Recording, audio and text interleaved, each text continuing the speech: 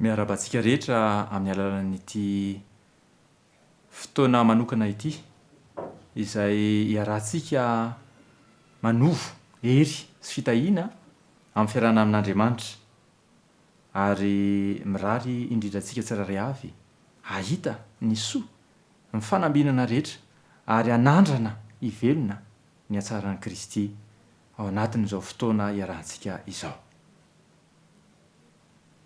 Ho fanomboantsika izao fotoana izao dia andehantsika hiaraka hivavaka.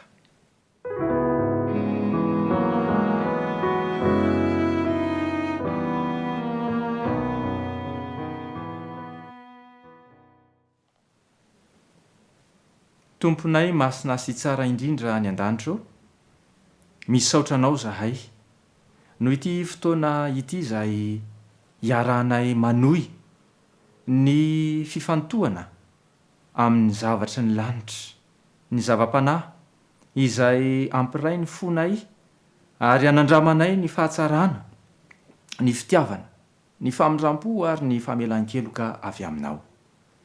Omeo anay ny sofina afaka hiaino Andriamanitra ary ny fonay dia homany ny fanahy masinao mba handray izany teny izany ary ho anisan'izay ambinina izahay satria mahatoky eny miaina araka izay voambaranao.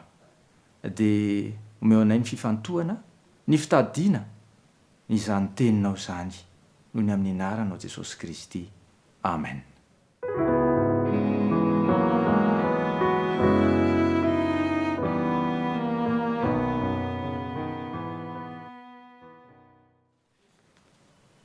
Finoana, fiadanana, toky.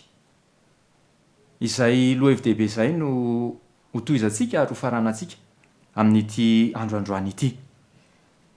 Izao no ambarany ity boky taritalana ity amintsika indray amin'ity androandroany ity. Tsy tahaka ny fifampiraharahantsika samy olombelona no iraharahan'Andriamanitra amintsika.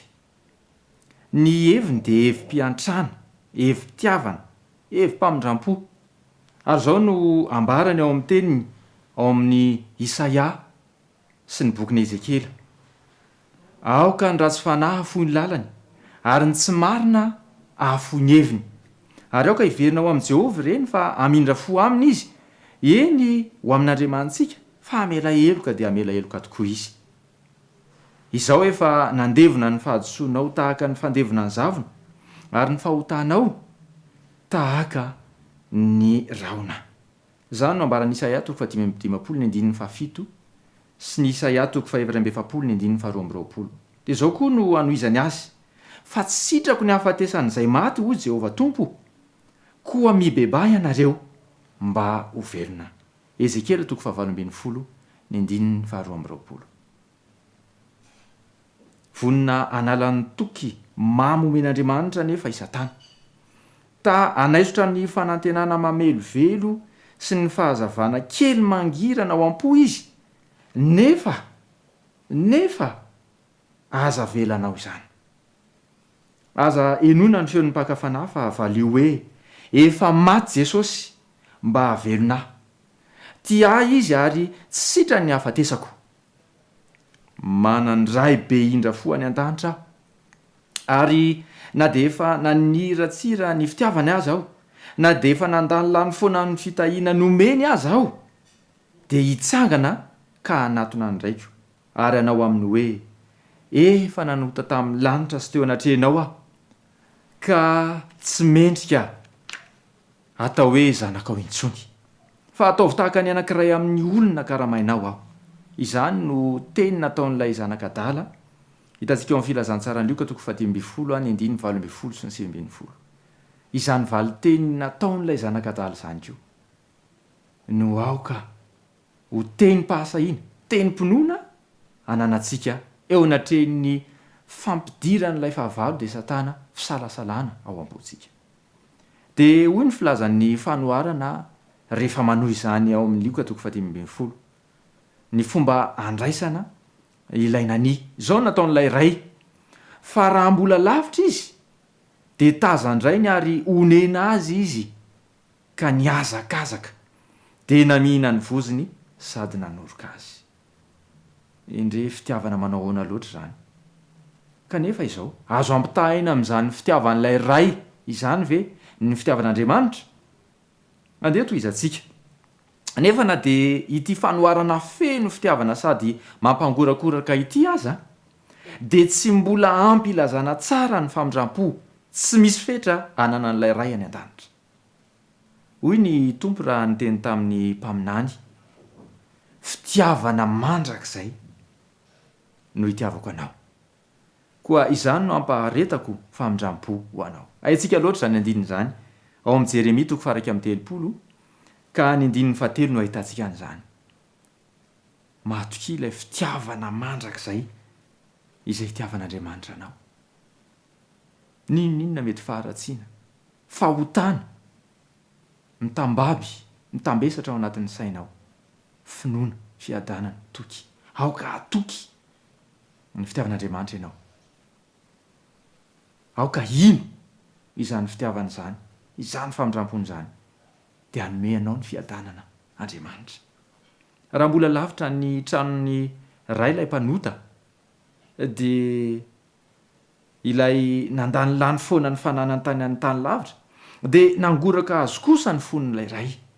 Ary ny fanindrindrehetra ao am-po izay voahetsika hiverina amin'Andriamanitra dia tsy inona fa fitaomany fanahy izay manambitamby sy miangavy ary mitaona ny mpania ho amin'ny fon'ilay ray feno fitiavana. Moa mbola misy isalasalanao ihany ve eo anoloan'ireo teny fikasana mahafa-po avy ao amin'ny Baiboly ireo? Toero ny fisalasalana. Raha ny mpanota mahantra no maniry iverina ka tahandao ny fahotany, moa ataonao va fa hisakana azy amin'ny Andriamanitra mba tsy hibebahany eo an-tongony? Miala amin'ny hevitra toy izany ianao. Miala amin'ny hevitra toy izany ianao. Fa azo antoka loatra ny fitiavan'Andriamanitra. Ny olombelona no mety misalasala, mety miovaova rehefa manome ny famelany aminao, rehefa mifampiresaka aminao ny amin'ny tsy nety nataonao taminy ianao, dia mety mampisalasala ny famelana na ny teny izay ataony. Fa Andriamanitra kosa rehefa miteny dia azo antoka indrindra izany. Tsy misy zavatra mety andratra kokoa ny fanahinao mihoatra noho ny hiheveranao an'Andriamanitra ho toy izany. Halany ny fahotana, nefa tia ny mpanota izy, ka nanolotra ny tenany tamin'ny alalan'i Kristy mba ho voavonjy izay rehetra mety ka hanana fahasambarana mandrakizay ao amin'ny fanjakan'ny voninahitra. Inona moa no teny mahery kokoa na feno antra kokoa azo ampiasaina hoento manambara ny fitiavana amintsika mihoatra noho ireo efa nofidiany ireo anehoan'ny fitiavana antsika? Izao no ambarany. Izao no ambarany ao amin'ny Isaia 7:7-5. Mety manadino ny zana minono va ny vehivavy, ka tsy hamindra fo amin'ny zanaka nalaoko ny kibony, ny valiny. Eny, mety manadino ihany izy. Izao kosa tsy mba manadino anao. Mihoatra lavitra noho ny fitiavan'ny reniny zanaka. Izany no fitiavana tapitrohatra azon'ny olombelona eritreretina raha eto ambony tany, dia ny fitiavan'ny reny ny zanaka. Fa milaza aminao, milaza amiko sy aminao Andriamanitra, mety manadino ve ny reny, mety manadino an'io zana minono io ve ny reny, ny valiny dia eny. Ary mahita ohatra ny amin'izany sika fa rehefa misetra hanohanana mosary tao amin'ny testamenta taloha dia ahitantsika an'izany tantara izany. Dia vitan'ny reny ny nanaiky ny hamonona ny zanany no atao sakafo. Ny reny izay rendrika tao anatin'ny torimaso tamin'ny andro Solomona mpanjaka dia nanadino ny zanany ka maty voatsindry ny zanany. Fa Andriamanitra dia te hilaza amiko sy aminao androany fa tsy hanadino anao velively izy. Akaro ambony kokoa ny fijerinao izay misalasala sy mangovotra, fa velona anao fifonana ho antsika Jesosy. Eny, isaory Andriamanitra noho ny nanomezany ny zanany malalany, ary mangatà mba tsy ho foana ny fahafatesany isolo anao. miantso anao ny fanahy masina anio manatonan Jesosy amin'ny fo rehetra ary dia azonao takiana ny fitahiny. Eny, azonao takiana ny teny fikasany rehetra. Raha mamaky ny teny fikasan'Andriamanitra ianao dia tsaroa fa fanehoam-pitiavana sy indra fo tapitrohatra izy ireny. Ny fon'ilay fitiavana tsy voafetra dia tarihin'ny famindram-po tsy hita lany ho eo amin'ny mpanota. Izy no ananantsika fanavotana amin'izany dia ny famelana ny fahadosoantsika. Efesiana 1:1-7. Eny, mino fotsiny fa manampy anao Andriamanitra. Tiany ho avaozona indray ny endriny ara-panao amin'ny olombelona rehetra. Raha manatona azy amin'ny fitsorana sy ny fibebahana ianao, dia anatona anao amin'ny famindram-po sy ny famelan-keloka kosa izy. Raiso ho ahy, raiso ho anao zany afatra izany. Ary aoka hitoky, hino an'Andriamanitra ianao, iorona amin'ireo teny fikasany ny finoanao, ary dia omeny anao ny fiadanana. Izao no teny hovakintsika hamaranana izany afatra sarobidy izany ao amin'ny Hebreo 12:20. Ka ny andininy 9 dia manambara izao teny izao: fa raha tsy amin'ny finoana dia tsy misy azo atao ahazoana sitraka aminy, fa izay manatona an'Andriamanitra dia tsy maintsy mino fa misy izy sady mpamaly soa izay mazoto mitady azy. Koa na oviana ilay mpiapanga antsika, Satana ilay mamerimberina ao anatin'ny sainao mandrakariva ny fahadisoan'ny lasa, na oviana izy no manatona antsika, mampatsiahy izany. Dia amin'ny kasahiana ihany koa no anatonana an'Andriamanitra ary fotorana hitokisanao amin'izany teny fikasany izany. Mino ireo teny fikasany, mino ny fitiavany, dia ho tanteraka aminao ny fiadanana izay omeny. Amen. Ankehitriny dia hivavaka isika, entsika mamarana.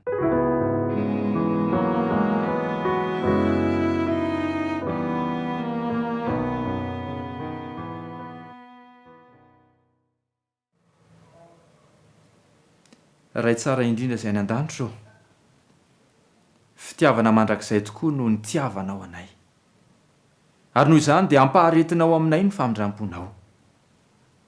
Impirimpiry moa izahay no nanota, ary mety niala teo anatrehanao mba hanome fahafaham-po ny maha-olombelona anay ny filanay tahaka izay nataony ilay zanak'adala. Kanefa mbola io famindram-po sy fitiavanao io no nanaraka anay tamin'ny androm-piainanay rehetra. Ka raha vao nandinika sy nijery ny mampanota anay fotsiny izahay, ianao kosa dia efa namelatra ny sandrom-pitiavanao, vonona no amela sy hanome ny fanadiovana ao anay.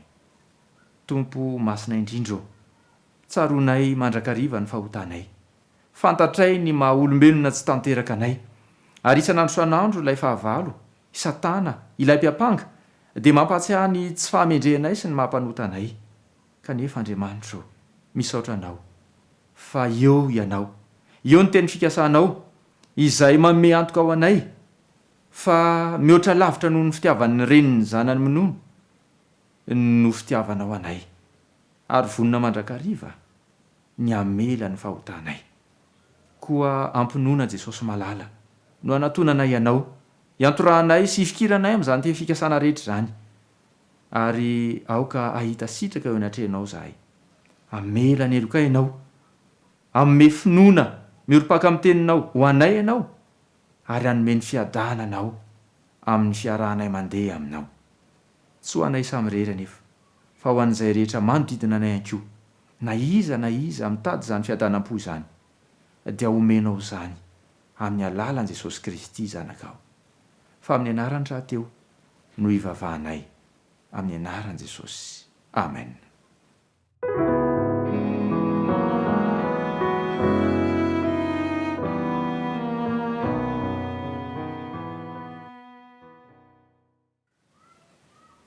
Misaotra anao nanaraka izao fotoana sarobidi ny rahantsika izao, ary mirary anao mbola hanohy hiaraka ao anatin'ireo fandaharana izay rahantsika, mametraka ny mandra-piona, ny veloma, mandra-piona aminao, ary ny fiadanana, ny fitahiana izay ny manin'Andriamanitra anie dia ho tanteraka eo amin'ny fiainanao sy ireo manodidina anao.